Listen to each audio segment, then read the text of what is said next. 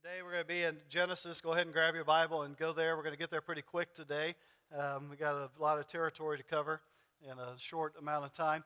If you are a guest here today, thanks for being here. My name is Devin. I have the opportunity to lead and teach here at City Church, and there should be a Next Steps card in the seat in front of you. If you are a guest here today, if you take just a moment to fill that out, we'd love to send you something for being here today, and you can just drop it in our offering baskets at the end of our service. So we're in a series from the book of Genesis. We're going to be moving through a few chapters today, so we'll start in chapter 25 and then we'll camp out in chapter 32 eventually.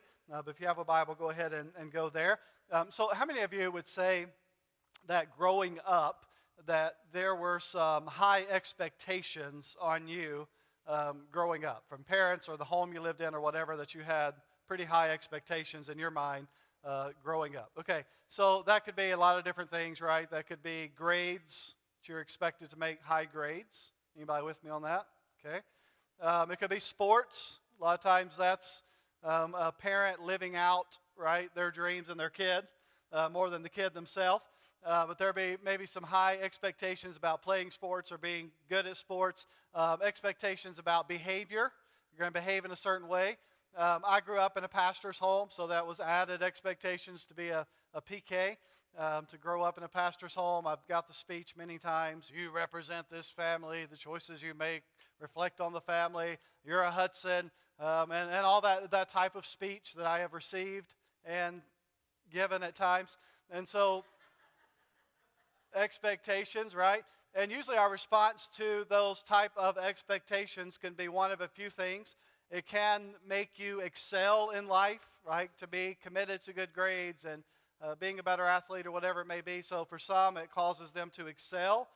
For some, it causes the opposite. It causes them to rebel from those things. And so they tend to go the opposite direction. For a lot of people, it causes them to kind of live life with this fear of disappointing someone, some type of parent or authority figure in your life. And so the point of all that is like today's story is a reflection. It is a classic example of someone constantly trying to measure up to other people's expectations. So we're in this series from the book of Genesis. The book of Genesis is the book of beginnings. The word Genesis means beginnings. And so the book of Genesis are really kind of the opening scenes of God's story of redemption that's found in Scripture.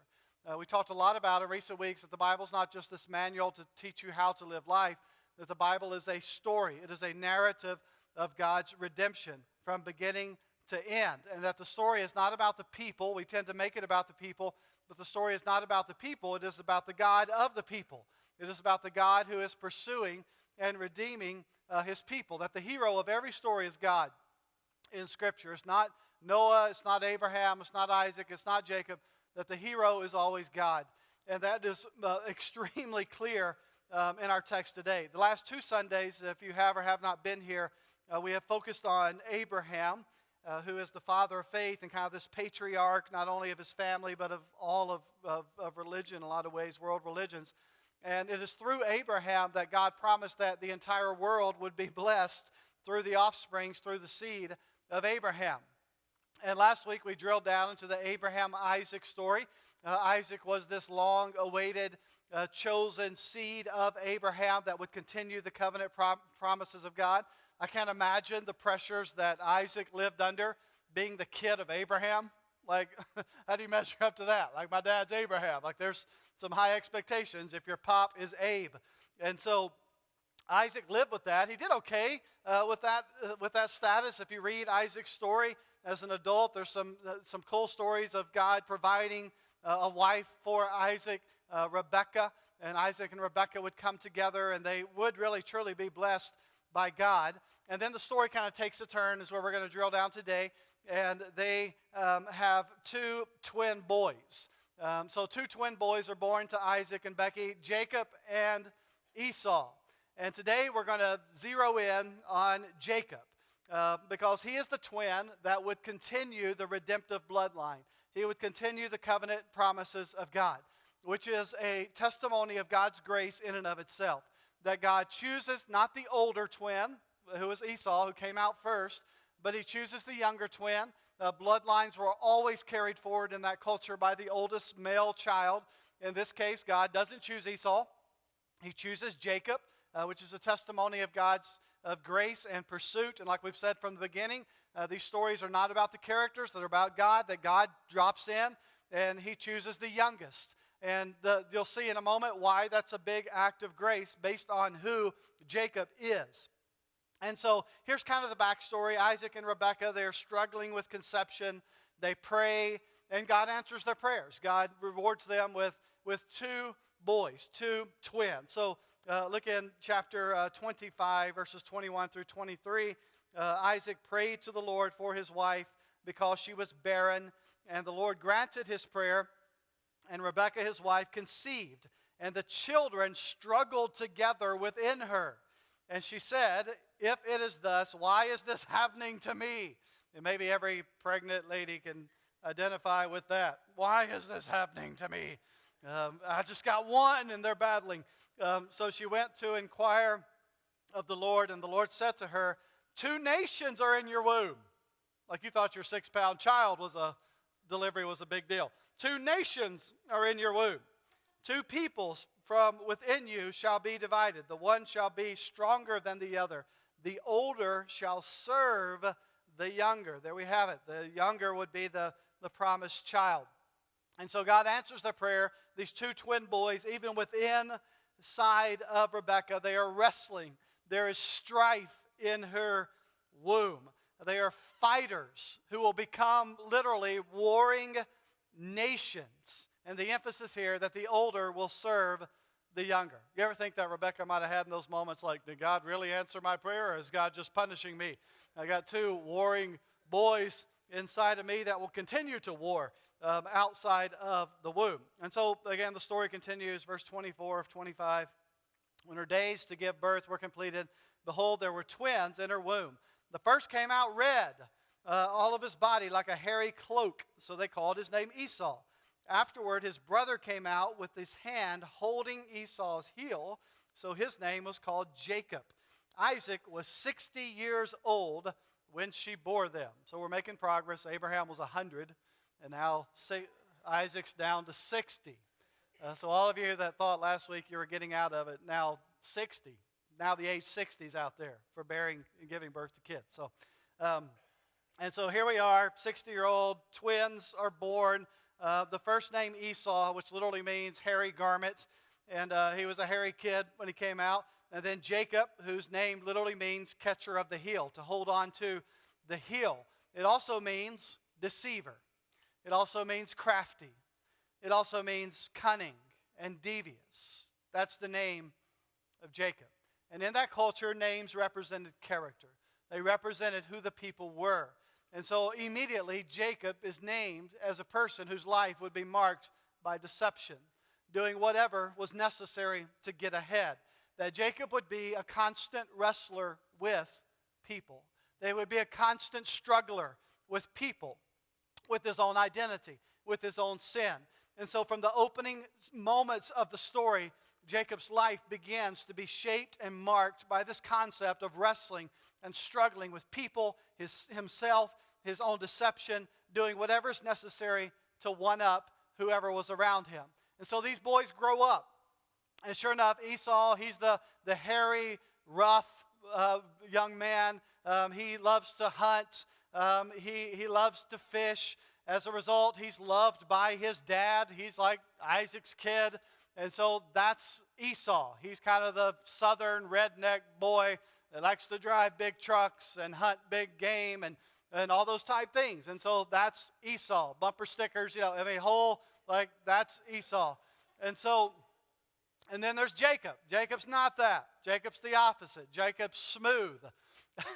Jacob's docile. Jacob's in the house. Jacob is learning to cook from mama. Jacob's mama's boy. I don't even know where I want to go with that, but that's just the difference in the two. That Esau's rough and rugged and Jacob is not, right? Jacob is the kind of kid whose mom wanted to put him in the kitchen and buy him his own apron. And daddy's like, ain't no apron going on my kid.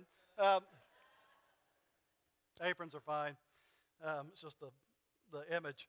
And so, anyways, Jacob and Esau, twins with completely different personalities, completely different character, siblings that are totally different.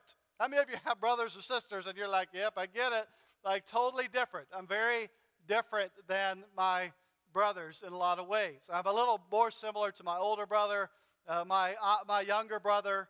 We are totally different in every way.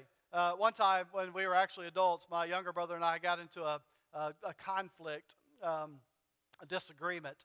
And so I was going to handle it like I know how to handle things, and I was going to show up his house and handle it. And he responded by locking his doors and hiding in the back bedroom. Like, that's just, we're just different, right? Not right or wrong, we're just different. And so that's Jacob and Esau, siblings that are totally different. And maybe no story represents that more clearly than beginning in verse 29 of chapter 25. Once Jacob was cooking stew. Esau came in from the field. There you go. And he was exhausted. And Esau said to Jacob, let me eat some of that red stew, for I am exhausted. Therefore his name was called Edom. Jacob said, sell me your birthright now. Again, birthright was kind of what would be handed down from the father to the oldest son. We'll talk about in a moment the notoriety and even the possessions and things like that. It was to carry on to the next generation. So Jacob says, hey, Esau, you got that birthright, sell it to me. Esau said, I'm about to die. I'm famished from starvation. Of what use is a birthright to me? Jacob said, swear to me now. So he swore to him, and he sold his birthright to Jacob. Then Jacob gave Esau bread and lentil stew, and he ate and drank and rose and went his way. Therefore Esau despised his birthright. So again, this story illustrates their differences so clearly. Jacob's cooking stew. Esau comes in, famished from hunting, in his mind about to die from hunger. Jacob, who's the deceiver, says, sell me your birthright, sell the inheritance, sell the future. Hand it over, and I'll give you some food. And Esau said, I want chili, like whatever. Here you go, you can have my entire future. Like, again, southern, redneck, hunting, whatever. As long as I got a big, loud truck, doesn't matter. And so, give me some chili. I'm hungry. Not a big deal until the time comes for Pops to dole out the blessings. Are you tracking me? We could spend some time here talking about instantaneous, in-the-moment decisions that impact a lot down the future, but that's a whole different message. But you can learn some life lessons here from Esau's feed me now, and I'm not worried about the future. So anyways, this is what happens. If you dive into chapter 27, it comes time for Isaac, the father, to die. Times for him to give out his blessings, to divvy up the goods. And so he calls in Esau, the oldest son. Again, custom. And says, Esau, go out, hunt, prepare, bring me my favorite meal, and I'm going to give you my blessing. Well, Mama, Rebecca, overhears this conversation, and she, in her mind, says, look, Jacob's my kid. Jacob's my preference. I don't want Esau to get the blessing. I want Jacob. And so Rebecca comes up with this plan, brings Jacob into the plan. They plot together, and basically the plan is Isaac is old and blind. He can't tell the difference between the boys. So here's what we're going to do. We're going to dress Jake up like Esau. We're going to put goat hair on him. Like, how hairy was Esau?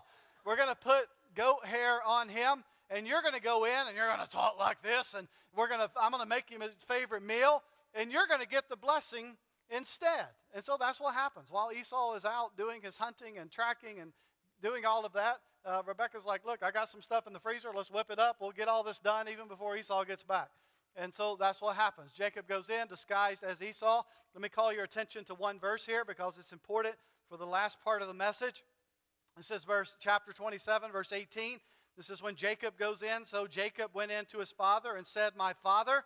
And Isaac answers, he said, here I am. Look at this question. Who are you, my son? Look at Jacob's response. Jacob said to his father, I am Esau. I'm Esau, the deceiver, right? I'm Esau, your firstborn. I've done as you've told me. Now sit up and eat of my game, that your soul may bless me. So Jacob's asked this question, who are you? And his response at this phase in his life is, I'm Esau. I'm someone different. I'm a deceiver. I'm a traitor. I'm a liar. I'm going behind your back. And so again, who are you? I'm Esau. And he steals the blessing. Only one problem. Esau's coming home. It's not like this is going to go unnoticed. So Esau, again, the real Esau, comes back. He's ticked. And he vows to kill Jacob. And so Jacob runs. Jacob knows what he knows to do. He runs and he flees to his uncle's house. And so at this point in Jacob's life, there's this life cycle that is beginning to develop. That he is in a constant fight against people. He is in a constant struggle against others. He is needy. He is damaged. He is not favored by his father. He's seeking admiration from his father. He's seeking to be the person of influence. He's seeking to be loved. And so he deceives and he manipulates and he's exposed and he gets caught and he gets afraid and he runs away. It's his life pattern. It's his life pattern of wrestling with other people, of struggling with himself, of struggling with who he is, of struggling with unmet expectations, of all the things that are going into the life story of Jacob that is summed up in his name, the deceiver, the heel catcher, cunning, crafty, conniving Jacob who is always trying to go behind the scenes to get his way. And we don't have time to cover all this territory, but as Jacob runs away, he has a pause moment, a rest area stop in chapter 28 in a place that would become called Bethel. And it's there that Jacob has a dream. And in this dream, God comes down to earth. Jacob dreams of a ladder that's going from heaven to earth. And angels are ascending up and down this ladder. It's the image of God. God is coming down to him.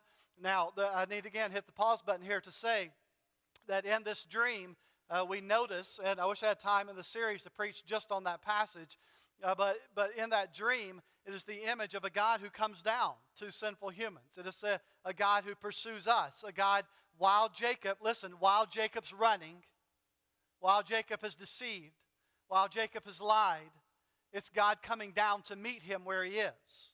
It's not Jacob going up to God. It's not Jacob ascending to God. It's not Jacob, even in this case, being repentant. It is God coming down to Jacob and meeting him where he's at to say, look, I'm God. I'm going to pursue you. And so even while Jacob is running and conniving and deceiving and trying to get away from the situation he's created and the sin that he has created, it is God coming down to him. And look at God's words to Jacob here in chapter 28 in this scene of the ladder coming down. And he dreamed, 28:12, and he dreamed, and behold, there was a ladder set up on the earth, and the top of it reached heaven. And behold, the angels of God were ascending and descending on it. And behold, the Lord stood above it. And he said, I am the Lord, the God of Abraham, your father, and the God of Isaac. The land on which you lie, I will give to you and your offspring.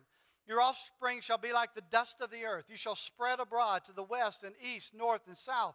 And in you and your offspring shall all the families of the earth be blessed. Again, this is big picture stuff, right? Behold, I am with you, and I will keep you wherever you go, and I will bring you back to this land. For I will not leave you until I have done what I have promised you.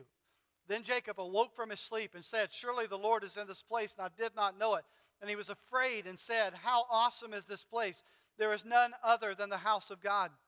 And this is the gate of heaven. And that's why he called the place Bethel, which means house of God. And so Jacob has this encounter, this instance with God through a dream of God saying, I'm going to be with you. I'm going to stay with you. Through the ups and downs, I will pursue you. I will be with you. And so that happens in 28, 29. Jacob makes it to life with Uncle Laban. Again, long story in a very abbreviated, condensed version. Basically, Jacob works for Laban for 14 years to marry the love of his life and her ugly sister. Whole different story we don't have time to get into. Go read about it. They have multiple children together. He becomes independently wealthy using Laban's resources, the father-in-law's resources. Jacob becomes a wealthy individual, And then God calls Jacob to go home. Chapter 31, verse 3. Then the Lord said to Jacob, return to the land of your fathers and to your kindred, and what? I will be with you. I will be with you. I will be with you. God says, Jacob, it's time to go home. So Jacob makes plans to leave. But life pattern. Jacob's afraid. He's afraid of his uncle. He deceives him. He lies to him. He runs from him. That's his life pattern. He falls back into being Jacob again and again and again. He gets caught. Laban has to come after him. You read about Laban's conversation with Jacob in the text, and Laban is ticked off. He's like the wounded father. Like, how could you take my daughters from me? He's the intimidator. He's like, I'm gonna come down on you, Jacob. He's the victim. Like, how could you do this to me? And so in this single conversation, he poses to Jacob. He postures before Jacob. And then in the end, he blesses Jacob. And he's like, all right, go do your own thing. May God be with you. And so again, it's this life pattern of Jacob over and over and over again. And by the time we reach chapter 32 of Jacob's story, he is living a life that is marked by fighting people, by deception and manipulation and self-dependence and scheming and plotting and fear and running from his problems. And guess what's just around the corner? His biggest fear of all, face to face with Esau. The brother that he left decades earlier, angry, afraid of Esau, Esau vowing to kill Jacob. And so God has called him home, and he is facing now his biggest fear of all. And on top of that, he hears Esau sending 400 people to meet you. Now, either Esau's got a lot of friends, or Esau has an army that's ready to meet Jacob. And so Jacob, again, he's very afraid. What do I do? He divides his group of people, his family, into two different groups. He sends them away to try and protect them. And then look at this prayer that he prays to God in 32, verse 9. And Jacob said, O God of my father Abraham, God of my father Isaac, O God, O Lord, who said to me, return to your country and to your kindred that I may do you good. Like you feel like he's like setting God up, like, God, remember like Abraham and Isaac, and you told me to come back. Like setting God up in his prayer. I'm not worthy of the least of all the deeds of steadfast love and all the faithfulness that you have shown to your servant. For with only my staff I crossed this Jordan. Now I've become two camps. Please deliver me from the hand of my brother, from the hand of Esau, for I fear him, that he may come and attack me, the mothers with the children. But he said, I will surely do you good and make your offspring as the sand of the sea, which cannot be numbered for multitude. And so, again, Jacob prays this prayer of desperation to God. Like, don't forget your promises. If you go on to read the text, he sends all these gifts to Esau to try to ease the tension. Like, I'm going to send you all these gifts. So he prays this prayer. God says, I'm with you. I'm going to protect you. And then Jacob's response is, that's cool. Now I'm going to send all these gifts. He's still trying to manipulate the situation all the way into the end. Jacob still struggling, wrestling with humans. 32:22. The same night, he arose and took his 2 wives, his 2 female servants, his 11 children, and he crossed the ford of the Jabbok. And he took them and sent them across the stream and everything else that he had. 24a, and Jacob was left alone. Alone. He's alone in the desert. Separates his family out of protection. Jacob is left alone. A lot going on in his life, right? A lot of chaos, a lot of manipulating, a lot of history. A lot of life has happened in this moment. And now Jacob is left alone in the desert with God. You ever felt that way? You ever felt alone? People around you, but alone. Lived a lot of life, but alone. A lot of ups and downs and back and forth and good and bad. But in the moment you just feel alone in the desert, like you've lived a life trying to earn the favor of people or to be accepted, or You've lived a life where it seems like you've been in constant struggle with people, and you've schemed and deceived and manipulated, and you've been afraid, and you've run away, and on and on and on again, and you have a on-off again relationship with God, and you finally come to the end of yourself, and you feel alone, and you feel tired of the game, and maybe you feel deserted, and you feel afraid. Like, there's Jacobs out here, right? There's Jacobs in all of us that feel this way, that we come to these seasons of our life where we feel that, where we have fought and we have tried to please and manipulate and get our way, and whatever that takes, and our relationships have been betrayed, and we find ourselves, for whatever reason, in a desert place in life that feels very alone. No matter what's going on, no matter how much money's in the bank account, or how many kids are around you, or how much joy or laughter or success or whatever it may be, but inside, in the desert soul of your heart, you feel alone. Like, this is Jacob's first time alone since Bethel, right? When he saw God coming down. This is Jacob's first time alone in the desert with God. Like, how much life has happened in the life of Jacob since he was in Bethel? Like, how much life has happened? And the first time he was in the desert, he had nothing. He was running out of fear. He needed God. He needed to be reminded who he was. You're the son of Abraham. You're the son of Isaac, God reminded him. Now he's back in the desert, and guess what? He has everything. He's wealthy. He has a family. He has everything, and yet he's still facing his fears. He's still alone in the desert. He still needs God.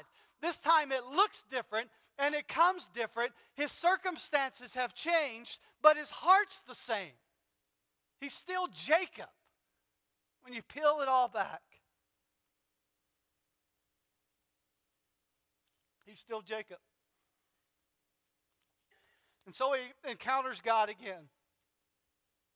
Not in a dream, but in reality.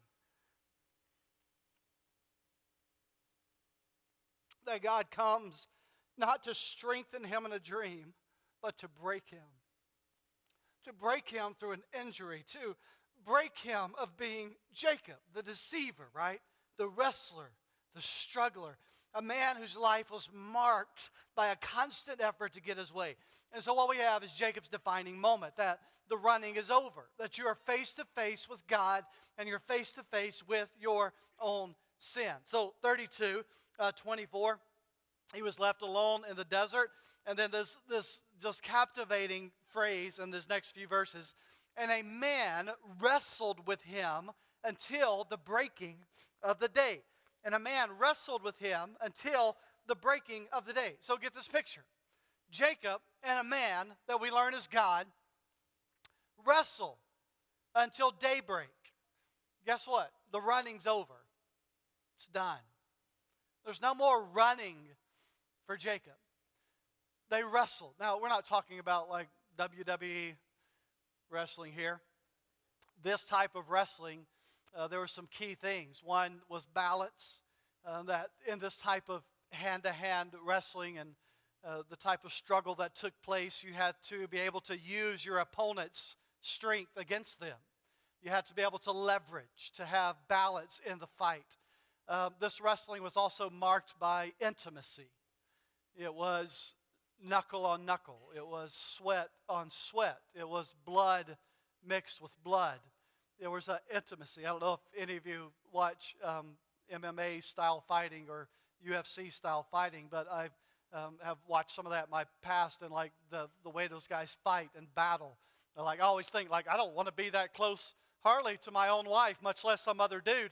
But the way that they're fighting and sweating and bleeding and what takes place in that hand-to-hand combat, it is literally a fight for your life in Jacob's instance. And you have to give a little to be able to take a little. And you have to be able to take a little to be able to give a little leverage in those moments. And so it's balance and it's intimacy and it is literally survival. Like, it is everything that you have. It is blood and it is sweat and it is energy and you are exhausted. It is a fight for your life, or in this case, it is a fight for his soul.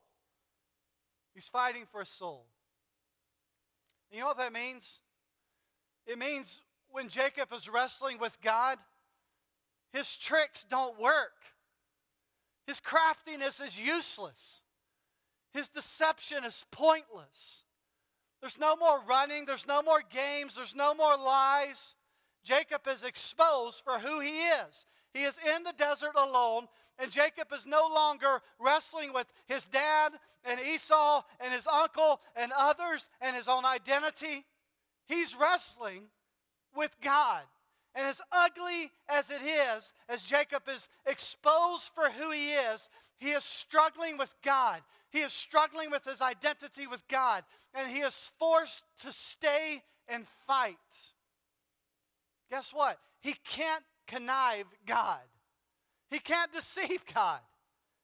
He can't do what he has done time and time and time again with humans and others and himself, because this fight is a fight for his soul. And this fight's different than Bethel. You ever been in a fight with God for your soul?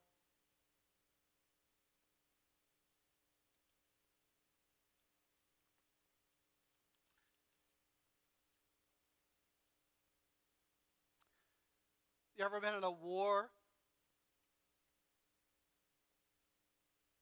over the reality of who you are? You ever been in a fight over your own sin or selfishness, your own addictions, your secrets that no one else knows about? You ever been in a fight and a struggle for your soul over your own inadequacies, your own self-worth? You ever been in a fight for your soul and a struggle with letting people down, disappointing? You ever been in a fight for your soul for not measuring up, or pride, or lust, or envy, or greed, or loneliness, or hurt, or shame, or whatever it may be? You ever been in a fight for your soul with God? Look what God does here in verse 25. When the man saw, and the man here again is God, the representation of God. When the man saw that he did not prevail against Jacob, he touched his hip socket. He touched. And this word in the original literally means he just touched. Like he touched his hip socket, and Jacob's hip was put out of joint as he wrestled with him. This wasn't God having to pull some jiu-jitsu unique move to use leverage against Jacob. God reaches out. You understand there's something bigger going on here, right? The wrestle is not about, is Jacob big enough to conquer God, or is God powerful enough to conquer Jacob? The wrestle is about something deeper. The struggle is about something more. That God is able to simply reach out and touch his hip socket, and it's out, and touch his hip and is out of socket. Now, hip injuries are crucial. Like, the hip is the highest force generating part of the body when it comes to things like wrestling. The hip supports the body both when it's static, right? So if I'm standing or I'm sitting, I'm supported by my hips. The hip supports the body when it's dynamic, when it's moving. Like, I have to have hip support if I'm walking, if I'm running. It requires a healthy hip. Whatever posture your body is taking, standing, sitting, running, walking, the hip is crucial. It is essential to your movement. It's essential to your body structure. It's one of your points of greatest strengths in your entire body. That's why when people grow older, if they have a hip injury, sometimes it puts them on a path toward just everything else in their body going downhill, because the hip is so crucial. And a lot of times when elderly people will fall, they'll break a hip because it's so crucial, and it's such a central part to their body and the function of the body. So here's the picture. God cripples Jacob at his point of greatest strength. He cripples Jacob at the point that makes him weak, makes him dependent. All of his life, he's run from God. He's run from people. He's run from his fears. He's run from his problems. He's walked in his own strength. And now God will show him that it is in his weakness that his strength will be found. It's not in his strength. It's not in his conniving and his deception. It's not in any of the things that have made Jacob Jacob. It is in his weaknesses that God will strengthen him and enable him. This is a tough statement for me right here. God cripples Jacob in order to bless him. What? God cripples him. He breaks him in order to move him forward, to bless him. God breaks Jacob of Jacob so that he can pour out his grace on him. Not to maim him, but to heal him. Man, he felt maimed, didn't he? Like I've been there, I felt maimed. I felt destroyed. I felt hurt. God doesn't break in order to maim. God breaks in order to heal, so that we might rest in him, so that we might rely upon him completely. Some of you are like me, like, you've been broken. You've been broken. You've been there. And God has had to break you of you so that he might heal you, so that he might redeem you, so that he might bless you and push you forward. Some of you are there, right? You're being broken, and you feel it, and you feel alone, and you feel hurt, and you've tried to figure it out, and you've tried to do life, and you've tried to be self-dependent and self-reliant, and you're in a place right now where you feel like you're just being broken. What I want to tell you is that God breaks you in order to bless you. And how he blesses you is he makes you wholly dependent on him. So this is Jacob's defining moment in life, isn't it? Like his running's over. He's face to face with God. He's face to face with his own sin. And he's been broken. And God cripples him in order to bless him. Look at 26, how Jacob responds to this. The man says, God says, "Let me go, for the day has broken." It's daylight. Jacob said, "I will not let you go unless you bless me." Let me go, the man says. Jacob, with his wounded hip, right, has lost all leverage. Jacob says, "I'm not going to let you go until you bless me." You're like, what? Jacob has reached his breaking point. His source of strength will no longer be his own abilities and his own craftiness. His source of strength will now be God. You know what Jacob's doing here? He's tapping out. He's relinquishing his path. He's relinquishing his tendencies. He's relinquishing Jacob being Jacob. He's saying, I'm giving it up. I'm giving up who I am. I'm giving up this path I've chosen. God, it's over. I'm tapping out. Now, if we're being honest right here, the sun's coming up, and Jacob should be afraid. You know why? Because people don't see God and live. And now the sun's coming up, and Jacob should be afraid. Jacob should be running away, just like he has done every other time. But instead, he's holding on to God. Because he's finally found, listen, he's finally found the approval for which he's been searching. It's in God, and only God. And he's wrestling for a blessing. He's wrestling for grace. He has sought approval. He has sought admiration. He has sought benefits and blessings from others. And it has led him to being in the desert alone. And now he has come to the end of himself. And he has realized there's only one source. And I'm not letting go of it. And he holds on. Will you bless me? 28. Look at God's response.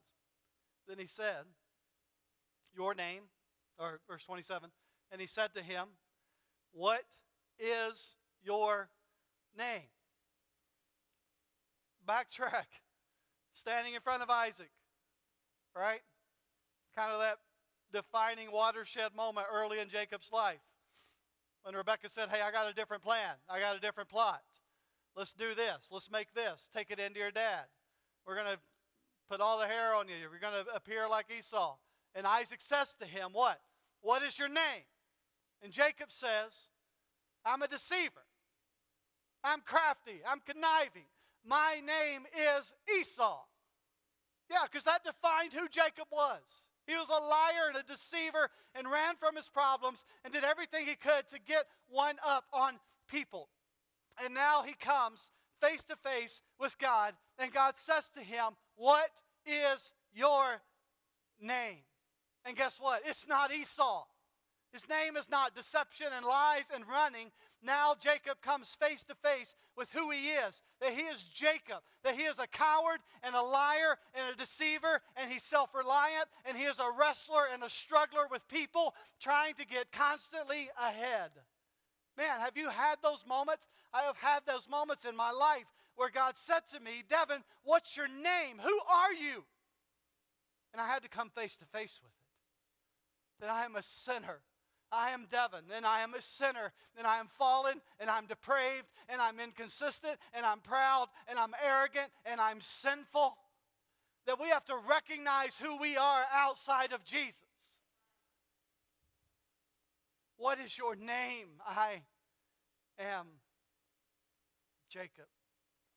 I'm Devin. It's who I am. 28. God's grace is not going to keep him there. 28, then he said, your name shall no longer be called Jacob. Your name is Israel, for you have striven with God and with men and have prevailed. The word Israel means to strive, to wrestle with God. That God in his grace will not allow Jacob to remain Jacob. You hear me? God will not allow Jacob to stay where he is. God says, you were Jacob, but now you're Israel. Now you are the one in whom God strives. And by the way, when we refer to the nation of Israel, we do not call them Abrahamites. We do not call them Jacob, or we do not call them Isaacites, do we? What do we call them? We call them Israelites. The whole bloodline from this point forward is named after Jacob. Jacob, whose name is transformed into Israel. Like it makes sense for me for God's covenant people to be named after Abraham. He's the patriarch. He's the guy. It makes sense for me to look at Isaac and say, well, it makes sense to name the people after him. Like he seemed to have it together. It doesn't make sense for me to name the entire bloodline from which the Messiah would come from conniving, deceiving, manipulating Jacob. But that's what happened. You know why? Because it is the story of God's redemption. It is grace, and it has always been grace. Not Abrahamites, not Isaacites, not Jacobites, Israelites. Grace speaks to who I am in Jesus. That I was a sinner and now I'm a saint. That I was a rebel and now I'm a friend. That I was the enemy of God and now I'm the son of God. I was not a part of God's people and now I am a part of God's people. That I was broken but now I'm redeemed. God cripples us to make us whole. Who are you? I'm Jacob. I'm a sinner. You're right. You are. You're Jacob. You're a sinner. But guess what? In Jesus, you're not Jacob. You're not a sinner. You're my child. You are redeemed. You are a saint. You are forgiven. You are redeemed, made whole, restored. That's who you are. Like we can't lose sight of the Jacob factor, can we? The great reformer Martin Luther struggled with this when he constantly said, I live in the tension of being a sinner and the saint. Paul constantly struggled with this by saying, I am the chief of sinners. I do things I don't even want to do. And in the same breath, he turns around and says, I'm a wretch, but I am not condemned because I am in Christ. Like we wrestle with these constant tensions of, I am Jacob, but I am Israel. And God speaks his blessing over us to say, Devin, who are you? I'm Devin. I know you are, but let me tell you else who you are. In Jesus, you are redeemed and forgiven and loved, and let that define you. That's the gospel. That I am defined not by what I do or do not do, but what Jesus has done on my behalf. So here we go, 29. Jacob asked him, "Please tell me your name." But he said, "Why is it that you ask my name?" And there he blessed him. He is blessed by God once he has been broken by God. Now, all throughout Scripture, when we read about blessings, we just read it earlier, most of the time we are told what the blessing is. It's very rare that you read in Scripture that God blessed and we have no content about what the blessing is. You know why that's important to this text? Because the blessing is not what's important here. The blessing is secondary.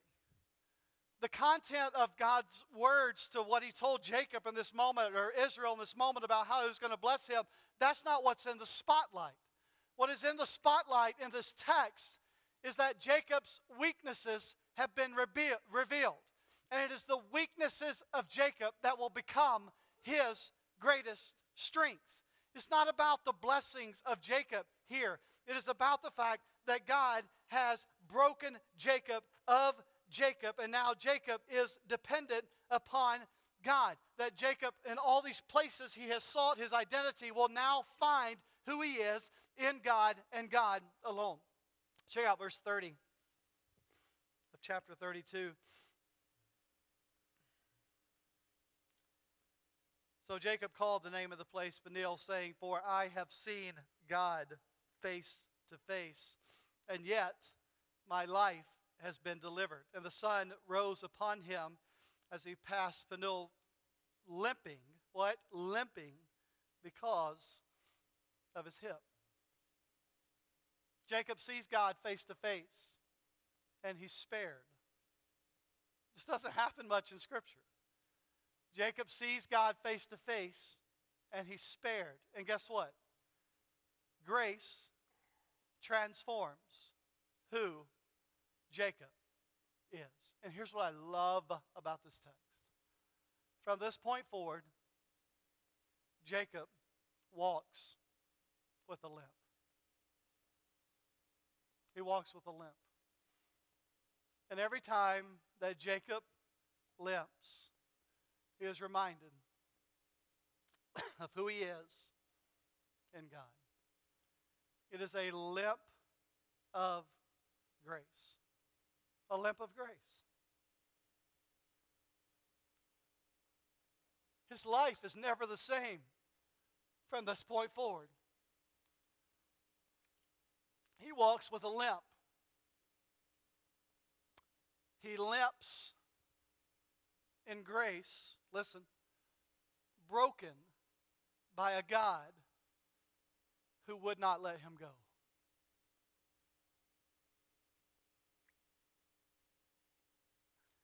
Jacob's not our hero.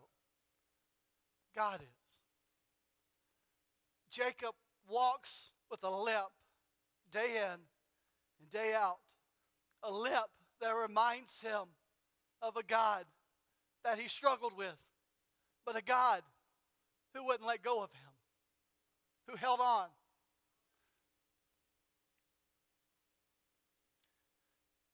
Some of you are like me.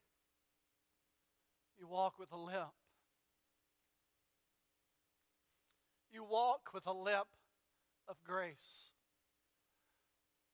broken by a God who has redeemed us through the gospel. And every day, that limp reminds me, and it reminds you, God will not let you go. He will not let go. He will not let go. You're Jacob. You're a sinner. You connive. You deceive. You try to one up. You're trying to earn approval. You're trying to get favor. You're trying to get people to like you. And we walk and we try to do our own thing. And God breaks us, and He breaks us, and He breaks us, and we walk with a limp. And I want to tell you today that walking with a limp is a good thing. Walking with a limp is the best thing, because it shows our need for Him, our dependence for Him. Where are you today? Some of you are wrestling like you're in a fight for your soul today. Some of you are struggling. Some of you are running. Some of you are crippled. Some of you are headed toward a fight because you've been doing it your way, and you've been doing it your way for a long time, and He's not going to let go, and you're headed for a fight with God, I can tell you. And you're in that struggle, and you're trying to figure it out, and you're in a fight for your soul. Some of you have just come through the fight. Here's what you need to know. You're going to have to wrestle with God for the rest of your life. In your life, wherever you are, it's time to let Jacob die and let Israel live. It's time to stop walking and walk with a limp. It's time to stop running and walk with a limp. It is time to start trusting in a God who is sovereign and good, and it's time for God to prevail. It's time for you to tap out and walk with the limp of grace and know that the limp of grace tells those in my life, He's good.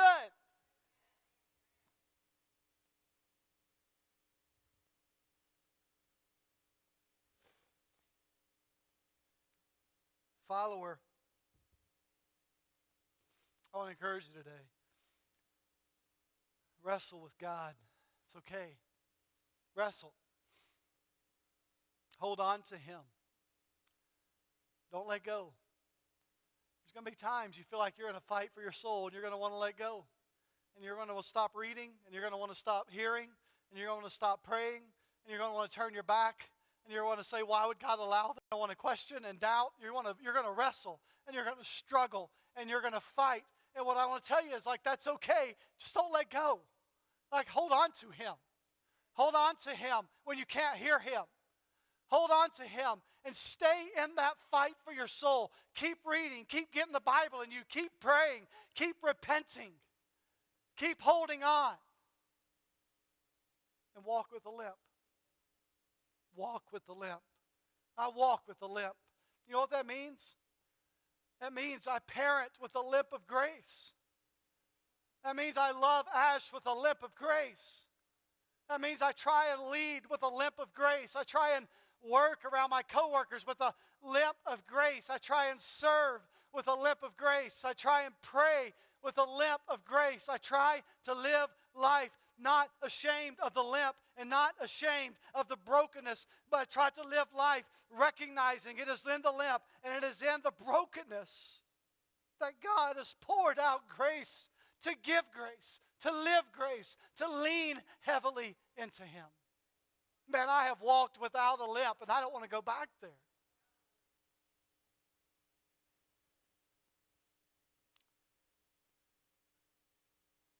That limp, you know what it screams? The limp of grace, it screams, I wrestled with God, and He won, so that I can be made whole. I wrestled with God. I tried to do it my way. I was Jacob. I wrestled with God, struggled, and He won, so that I can be redeemed and whole and complete, because He is sovereign and He is good and He He can be trusted. Walk with that limp. Walk with it. And let people know grace prevails. I will hold on. So, I'm going to end with this. Tomorrow is Ash and I's 8th wedding anniversary, 8 years. And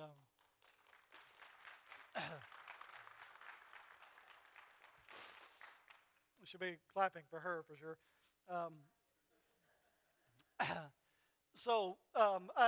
There's no reason to get into the depth of our story, but those of you that know it know that we both went through a season where we were tremendously broken and away from God and in sin, and we didn't want to walk with a limp. We didn't want to crawl, right? We wanted to run, and we wanted to be Jacob.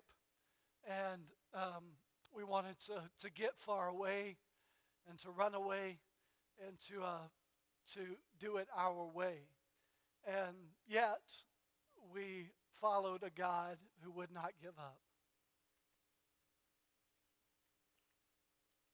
and who would pursue and who would be relentless and who would continue to come after us when we said stay away. And eventually over time, God broke us and we came to our pinnacle moment where we had to say, I'm Jacob. I'm Jacob. I'm a sinner. I'm broken. And here's how it started for us. It started with a crawl, right? We didn't jump on our feet and start running. It was a crawl as God slowly did his work in our hearts and lives. And we began to kind of crawl with a limp of grace. And we began to find healing and restoration and wholeness and the gospel doing its work in our hearts until God began to redefine our story and to redefine who we are. It didn't happen overnight, and it was a process, and no one in this room outside of my family began to know the depth of that process. You guys kind of see us now, but like you don't see what happened from Bethel to now. Like you don't see the desert journey, and you don't see the brutality of it and the ugliness of it. You kind of see it now, and you hear our story of grace and redemption. But man, it was a journey of crawling and fighting and clawing and God doing his work of grace and restoration a step at a time and moment by moment and day after day and week after week after week until finally it was not just crawling, but we were able to kind of get up on our knees and to begin to make some progress and then to get up a little higher and then to begin to slowly walk with the limp of grace and for God to be able to do his transformation to say, here's what I want you to know, Devin and Ashley, you're not defined by Jacob. Stop being defined by Jacob. God's doing his work. Don't forget Jacob. But don't allow Jacob to define you. You are not Jacob. You are Israel. Live in it. You are redeemed. You are reconciled. You are restored. You are healed. You are loved. You are forgiven. Walk with the limp of grace because people will see it. But don't you forget. Don't you forget. You are Israel. I am the God who redeems, who strives, who wrestles, who don't let go. So we stumble, right? We're not running all the time. We're slowing down. We're walking. We're limping. We're dragging each other along. But I can tell you, 8 years ago, there's a lot of people that looked at me and said, you won't make it 2 years. You won't make it 3 years. You're too broken and sinful. And every day we walk with the limp of grace to his glory, to his preservation, to his restoration. And we stand in front of other Jacobs like you and say, man, hold on. Hold on. Hold on. God's doing his work. Hold on to him. You're going to feel like laying in the dust and giving up. You're going to get punched in the mouth and get knocked back at times. You have a Jacob inside of you, but don't allow Jacob to define you because God is bringing restoration and healing. Allow God to do his work. You have wrestled with God, and he won. He won. Let's bow our heads for